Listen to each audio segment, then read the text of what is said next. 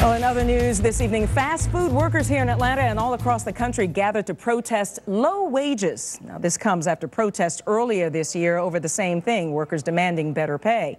Here's a look with Matt Pearl.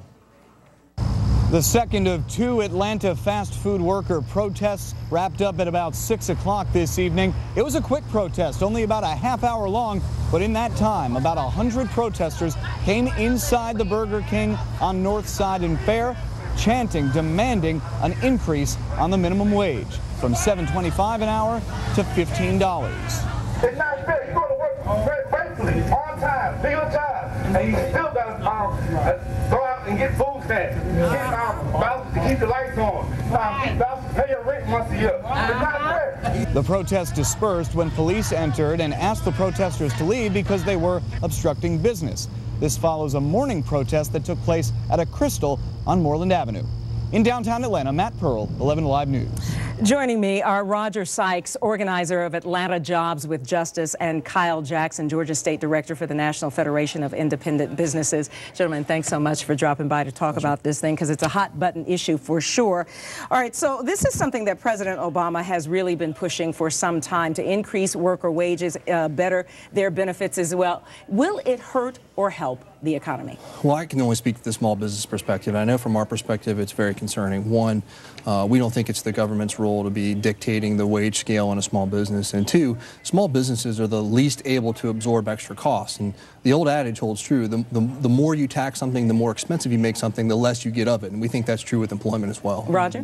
It'll absolutely help our economy. I mean, right now in Atlanta, wealth inequality is crippling. We have the most wealth inequality relative to any other city in our country. If we want to address that, if we want to address poverty, if we care about foreclosures, if we care about parents feeding their babies, we need to raise the minimum wage. I have to throw out to small businesses, you know, what do you say when you take a look at the disparity, the huge disparity between CEOs of fast food companies, for instance, and their workers? Huge disparity there. So when you talk about raising the wages of these workers, it doesn't have to result in increased costs for the goods that they are selling. Well, let me say this, Brenda.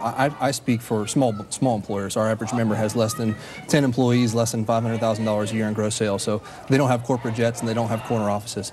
I find that most small employers, frankly, have a familial type setting in their business, and they go out of their way to try to accommodate their employees, whether it's from a leave perspective or a wage perspective. But the other thing to keep in mind is that we're not just talking about wages here. When an employer hires somebody, you also have to consider the additional benefits: workers' compensation, unemployment, health insurance, and all those things go into a total package of cost when you hire an employee. So I guess bottom line, you think it's ridiculous, $15 right now. Here in Georgia, they're making $7 and some change an hour. You think that's sufficient? I think that most people who are making the minimum wage are, one, not the head of household, two, actually don't live in a family below the poverty line. But there are statistics that say otherwise, that most of those who are making minimum wage actually are the main earners in their household, and most of them, in fact, are adults. They're not the teenagers who are making extra money on the side while they're going through high school. These are actual adults over the age of 20. I guess it depends on whose studies you believe.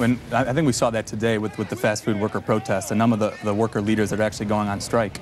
You know, you have people, I'd say the average age of the workers there were about 35. You know, we had Tina from Church's Chicken who has a young child. She's been working at Church's Chicken for 3 years, and she makes $7.60 an hour. She's the breadwinner in her household. She's struggling to feed her baby.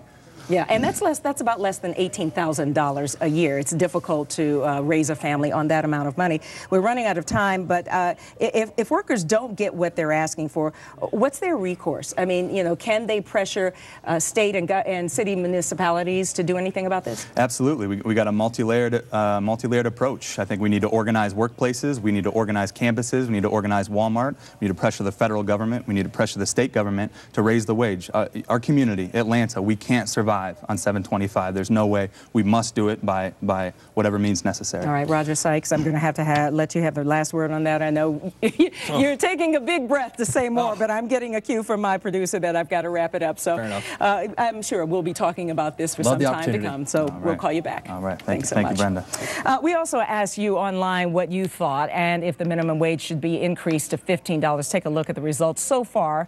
Certainly this is not scientific, but these are our viewers. 72% said no, that the minimum wage should not be raised. 28% said yes. You can still take part in this poll. Let us know what you think by going to 11alive.com.